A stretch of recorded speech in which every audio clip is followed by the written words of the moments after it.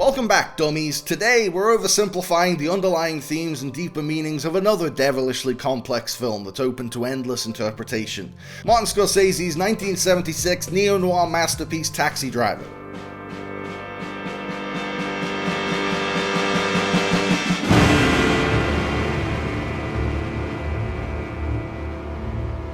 Taxi Driver is a twisted odyssey into the darkest depths of the human soul. It's one of the only American films that holds up to the visual poetry and deep yet subtle exploration of the human condition seen in the works of world cinema masters like Fellini and Ozu. This is Scorsese's modern urban retelling of The Searchers. It's all about a cynical anti-hero ravaged by war and surrounded by evil who sets out to save a young woman who doesn't even want to be saved. Bernard Herrmann's scores are usually known for building suspense, but here he draws you into a chilling nightmarescape with dark, hypnotic jazz rhythms punctuated by ominous tones. Travis Bickle is one of the most complex and fascinating characters ever brought to life on the silver screen. He's dark and disturbed, but he's also universally identifiable. Not everyone can relate to his violent urges, I hope, but everyone can relate to his loneliness and his interminable struggle to fit in. Travis is the original incel. He's filled with pent-up masculine rage, he's pathetically unsuccessful in his pursuit of women, and he blames the women, not himself.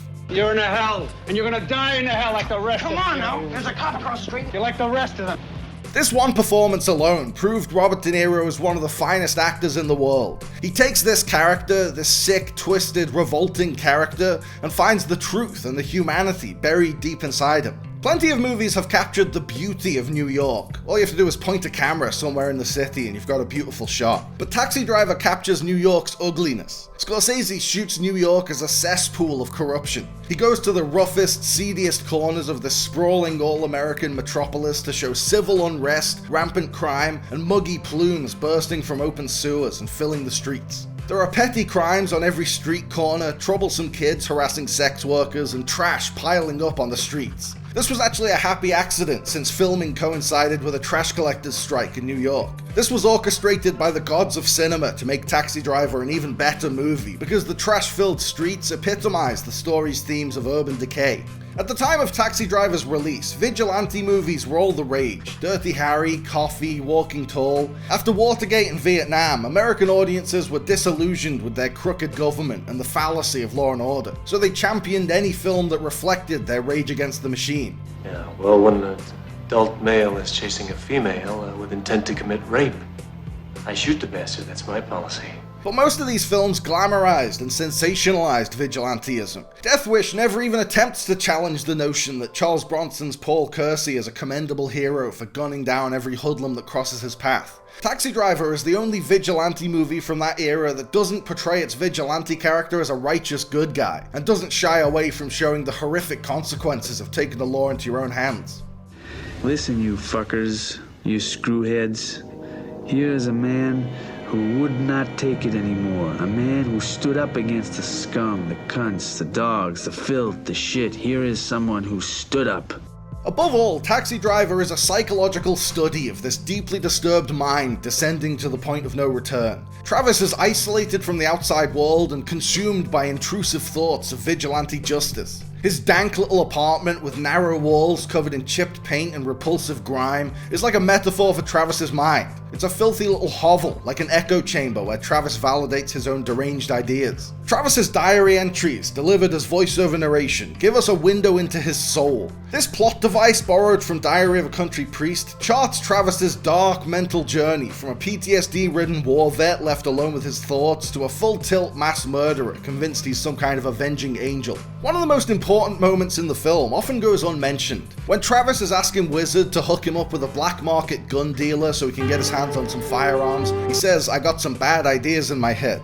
I got some bad ideas in my head, Travis knows he's going down a dark path and tries to reach out for help before it's too late, which is very human. The real high-wire act of this movie is that Scorsese doesn't completely obliterate Travis's humanity until the very end. This is how he keeps you hooked. You're hoping that somehow he'll be saved before he's too far gone. Travis desperately needs help and reaches out to one of his only acquaintances to provide that help. But Wizard is just a blue-collar working Joe. He doesn't know how to help him. Travis doesn't just need some friendly advice, he needs professional help, and possibly a straitjacket. So Wizard just sort of ignores the cry for help and gives Travis generic, unconvincing platitudes that do nothing to sway him from his murderous plans. While it's much too unsettling to be a laugh riot, in a sense, Taxi Driver is a sly, dark comedy. Travis approaching a towering Secret Service agent and subtly fucking with him with a smirk on his face is a great sight gag. Travis taking Betsy to a porno theater on their first date is such a spectacularly bad idea and so telling about Travis's total disconnection from the rest of human society that you can't help but laugh. When Travis tries to call Betsy for a second date, we don't hear her side of the call. We just hear Travis desperately clinging to something he's already fucked up beyond repair. The camera pans down the hallway because it's too painful to watch.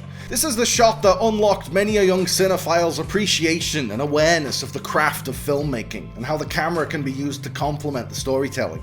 "You Talking to Me" is one of the most quoted lines in film history, along with "May the Force be with you" and "Frankly my dear, I don't give a damn." But the most important line from that scene arrives a bit later. As Travis continues his standoff with an imaginary adversary, he says, "I'm the only one here." Well, I'm the only one here. The whole point of this scene is to show that Travis is so isolated and cut off from the rest of the world, so desperate for companionship, that he'll talk to himself in the mirror. Travis's mohawk is one of the most iconic images from the film, but it's not immediately obvious why Travis decides to shave off all his hair except for the middle strip. Apparently this was the style used by American troops flying in on D-Day. In turn, they borrowed the style from Native American warriors. This ties back to Taxi Driver's roots as a contemporary western. It's hilariously ironic that Travis decided to give himself this distinctive haircut on the eve of an attempted political assassination. If he'd actually killed Charles Palantine, he would have been caught almost immediately because his unique hairstyle would have made him stick out like a sore thumb. Hey!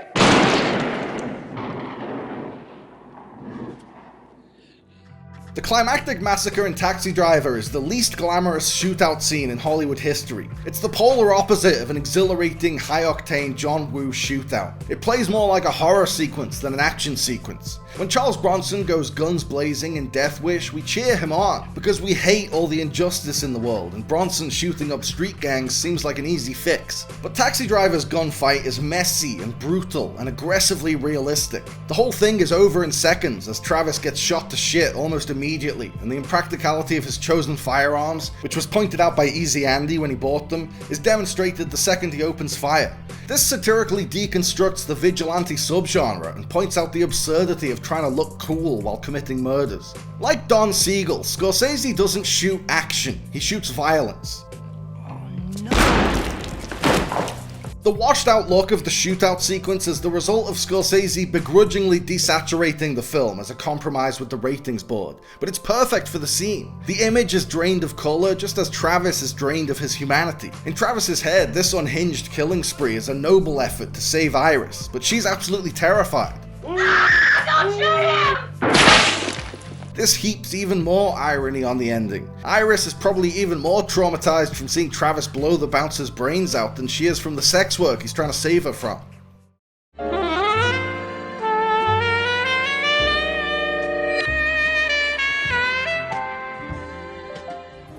Scorsese and screenwriter Paul Schrader both claim that the final stretch of Taxi Driver is really happening and it's not just in Travis's head, but I reject that. The death of the author theory supposes the author's original intentions don't matter after the thing is released, so fuck them.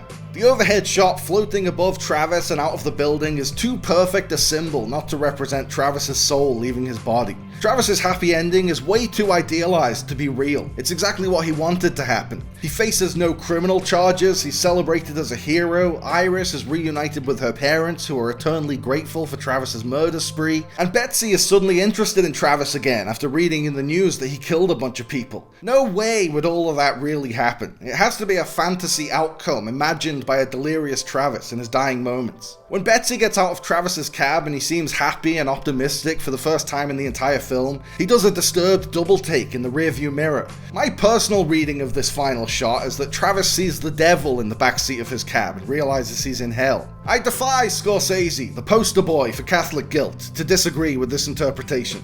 If you do take the ending at face value, it's still a great ending. There's a morbid irony in the fact that Travis is hailed as a hero for going on a shooting spree in a sleazy brothel. If things had panned out slightly differently and he'd successfully killed Palantine a few days earlier, he would have been vilified as a notorious political assassin. But because he turned his murderous urges on a bunch of sex trafficking thugs instead, he's carried around on society's shoulders as a noble crusader. It's the same sick mind that wants to take human lives, but whether he's a hero or villain depends entirely on which lives he takes. Are you talking to me?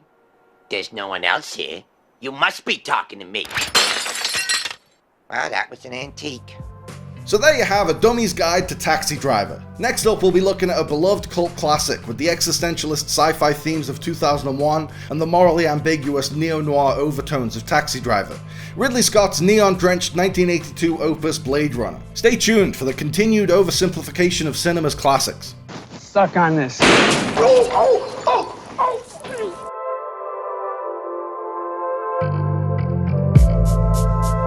Thanks for watching, guys. I hope you liked the video. Remember to like and subscribe and click on the little bell. And also seize the day and call your mom and be kind to yourself.